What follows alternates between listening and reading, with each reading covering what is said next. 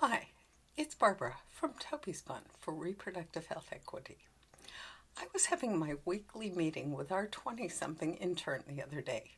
She is much more in touch with real life, being in the prime of reproductive age, certainly more than I.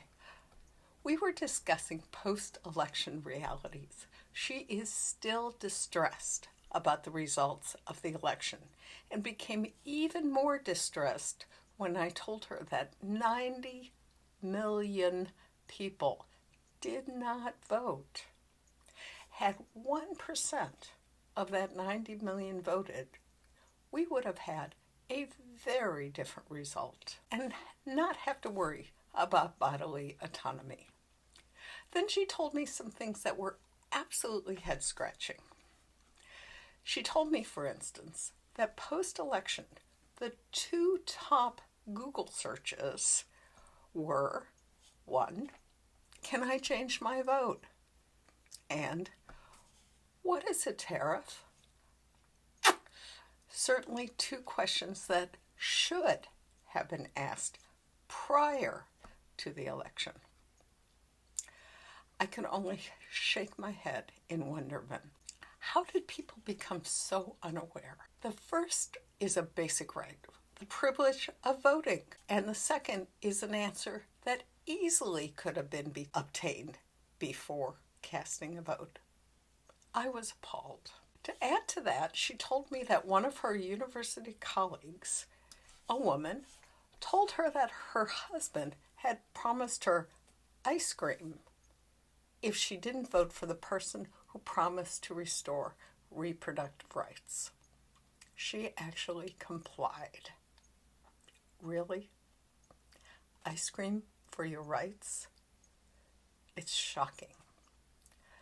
Toby's Fund is scrambling to survive, essentially because a lot of people don't believe that those who are capable of getting pregnant have any rights, that it's equivalent to getting ice cream, that an appalling number of people believe in the patriarchy, that females are less or just can't see anything unless it's right in front of their faces, like the cost of eggs. I use this analogy a lot, but in Nazi Germany, a majority of voters claimed to be clueless that there was anything going on and that Hitler was indeed quite affable, a true leader. Meanwhile, they didn't know that 12 million people were murdered. No idea. It didn't affect them if they were heterosexual Christians, as most were. Some people hear about the murder of the so-called unborn and think it's wrong, not realizing there is a fully established life carrying that fetus also at risk. Do they realize there is an epidemic of rape, incest, poverty, and an alarming number of foster children languishing in a broken system?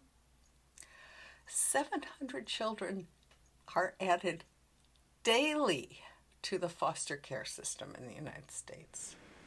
Texas, one of the most notoriously anti-abortion states, has just reported that dozens of newborns were abandoned in garbage cans, ditches, gutters. 21 of them still survived and are now in foster care. But someone got ice cream. Please think about that. Toby's Fund for Reproductive Health Equity is working to survive because we believe that everyone deserves to make their own decisions about their own lives. Not just privileged white men or the less evolved people, mostly women, who serve them. We collect donations from kind people who help to pay for abortions, emergency contraception, and pregnancy prevention for those who can't afford the services in McHenry County. Thank you.